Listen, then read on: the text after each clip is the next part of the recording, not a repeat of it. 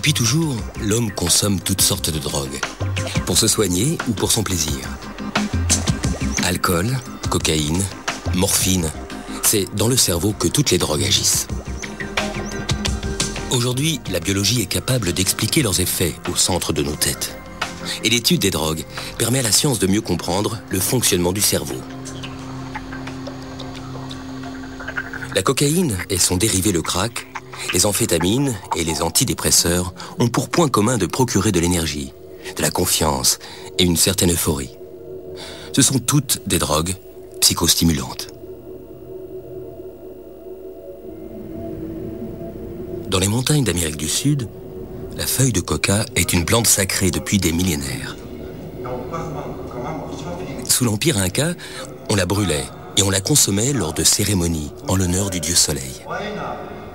Aujourd'hui encore, les sorciers indiens s'en servent pour des rites divinatoires.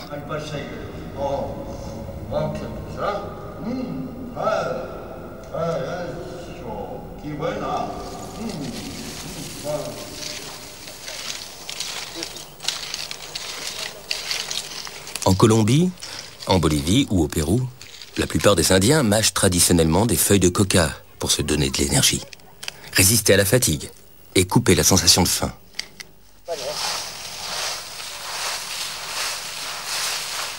Si les paysans ont le droit de cultiver de la coca légale pour leur consommation personnelle ou pour la fabrication de médicaments, ils peuvent gagner au moins 2 fois plus en vendant leur récolte aux laboratoires clandestins qui fabriquent la cocaïne.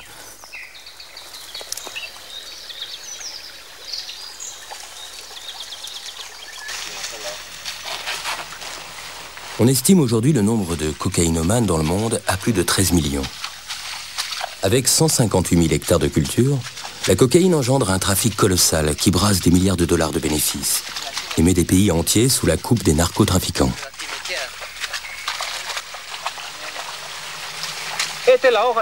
Là, c'est une feuille de coca.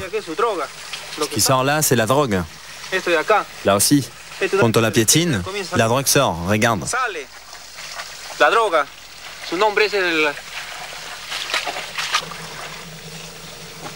Pour atteindre la chimie subtile du cerveau, on fait plutôt au départ de la chimie lourde, avec de larges doses de chaux, d'acide sulfurique et de kérosène qui sert de fixateur.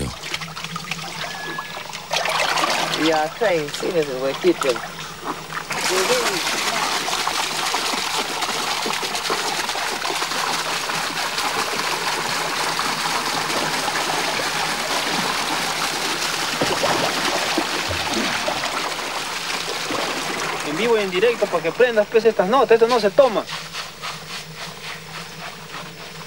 Eso se llega hasta nuestro paladar, hasta aquí nomás y se le bota. Ahí va, ahí sale la...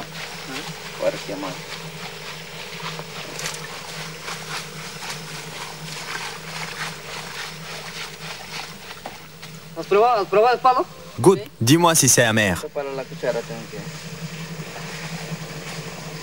Ah, pas encore.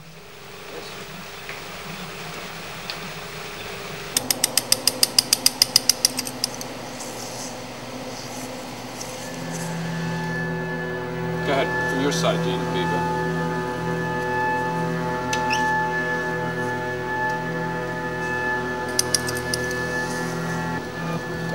Le laboratoire national de Brookhaven, près de New York, est un des seuls endroits au monde où des chercheurs comme Ji-Jack Wang peuvent étudier en temps réel le cerveau humain sous l'action des drogues.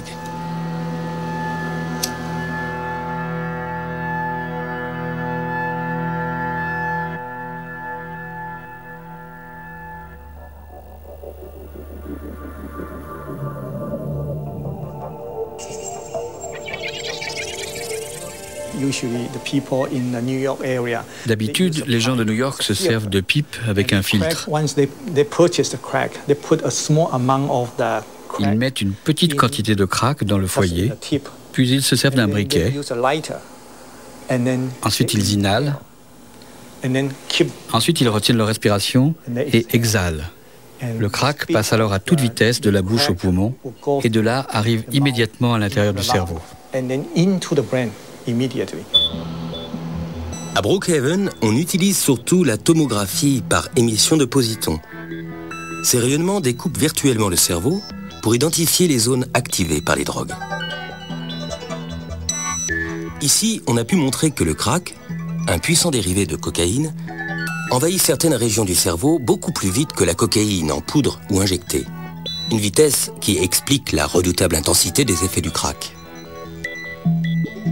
Ces travaux étaient dirigés par Nora Volkov, une chercheuse aujourd'hui à la tête de l'organisme qui supervise toute la recherche publique américaine sur les drogues.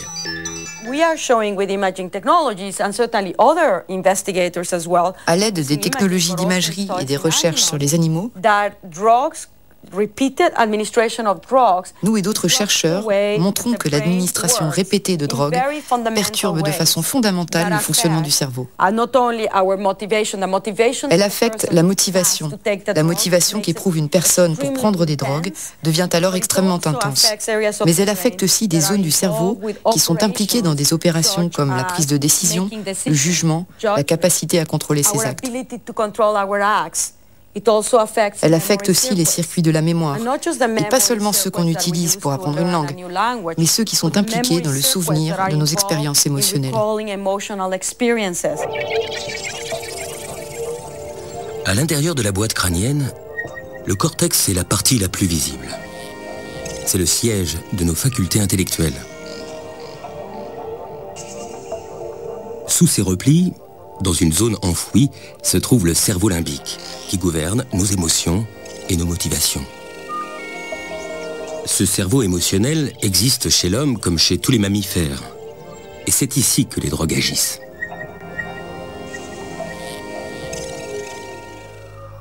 Sans les rats et les souris, jamais l'action des drogues n'aurait pu être étudiée. Ils partagent une grande partie de leurs gènes avec nous, et les drogues déclenchent les mêmes tempêtes dans leur cervelle. En fait, l'humanité tout entière a une dette morale envers ces petites bêtes. On peut droguer les rats, manipuler leurs gènes et même les découper en morceaux. C'est le triste mais nécessaire quotidien des laboratoires qui compare l'état des rats contrôle ou normaux avec des rats qu'on appelle knock-out. On va bientôt comprendre pourquoi. Pour agir, toutes les drogues piratent le système de communication du cerveau.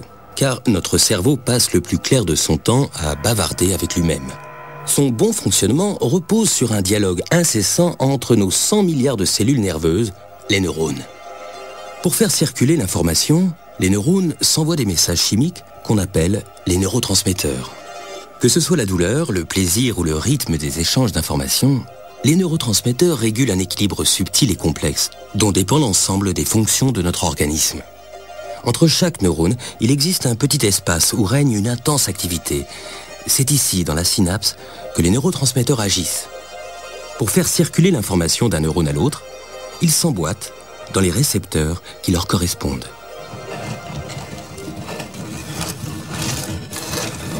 Pour mieux comprendre tous ces mécanismes, les chercheurs utilisent le knock-out, une technique qui consiste à supprimer des gènes chez les souris normales. Par exemple, le gène qui commande la fabrication d'un neurotransmetteur. Des souris génétiquement modifiées qu'on appelle knock-out.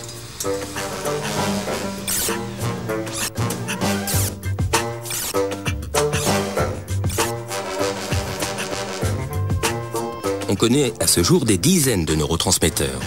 Mais celui qui joue un rôle crucial dans la sensation de plaisir et l'attirance pour les drogues, c'est la bien nommée dopamine.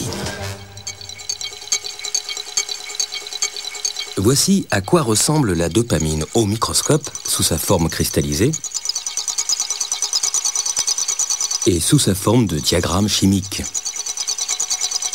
Une toute petite molécule dont Bruno Giros étudie les effets considérables dans le cerveau de souris normales et de souris knock-out. Toutes les drogues qui sont utilisées chez l'homme, nicotine, alcool, opiacés, cannabinoïdes, psychostimulants, toutes ces drogues ont en commun une chose qui est de libérer la dopamine. Donc la dopamine est effectivement au centre de ces circuits de récompense, pour ne pas dire des circuits du plaisir. La dopamine est également libérée par le jeu compulsif, par les activités sexuelles, par la prise de nourriture.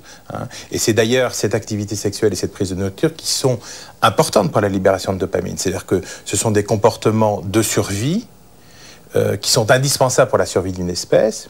Les drogues ne font que mimer ces activités et donc vont en fait, en quelque sorte, abuser le système, le détourner à leur avantage. Le cerveau n'a pas été construit au départ pour être dépendant des drogues, mais il a été construit au départ pour mettre en place des systèmes de renforcement qui permettent justement cette activité sexuelle, cette prise de nourriture. Les drogues, d'une manière générale, vont donc leurrer ces systèmes pour les remplacer.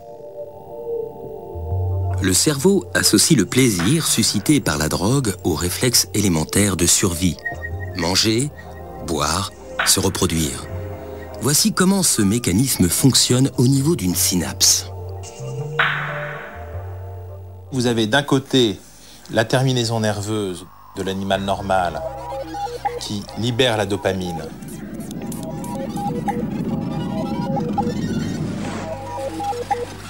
Cette dopamine ensuite va se fixer sur les récepteurs, qui sont donc sur la cellule réceptrice ici.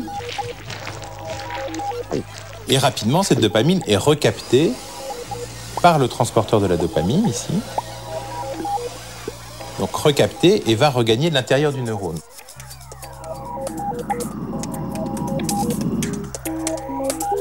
Chez la souris normale, à laquelle on a injecté de la cocaïne. La cocaïne, psychostimulant comme l'amphétamine, est une molécule qui va bloquer le transporteur de la dopamine.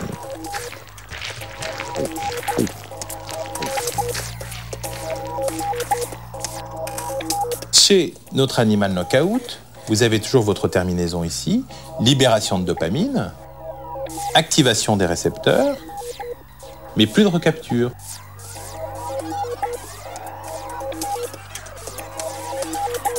Donc vous avez beaucoup de dopamine ici à la synapse, et cette dopamine active les récepteurs de façon très importante, et vous voyez cette hyperlocomotion. Elles sont beaucoup plus actives et en fait elles ont un comportement qui est tout à fait identique à celui qu'a la souris normale que vous avez vue, à laquelle on a injecté de la cocaïne.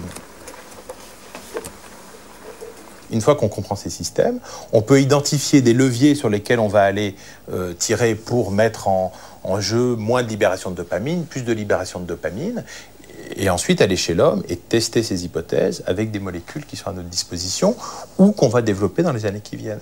Donc évidemment, ce modèle souris, on ne va pas lui demander des troubles de la pensée comme ceux qu'on observe chez l'homme, mais tout ce qui est derrière ces troubles de la pensée, toute la neurobiologie, elle est strictement la même. C'est juste l'expression de cette neurobiologie qui, par exemple, chez la souris, va s'exprimer par du mouvement et qui, chez l'homme, va s'exprimer par un flux de pensée. C'est en étudiant ces mécanismes sur les souris knockout que les chercheurs peuvent identifier les innombrables fonctions de la dopamine dans notre cerveau. Des études qui déboucheront un jour sur de nouveaux médicaments.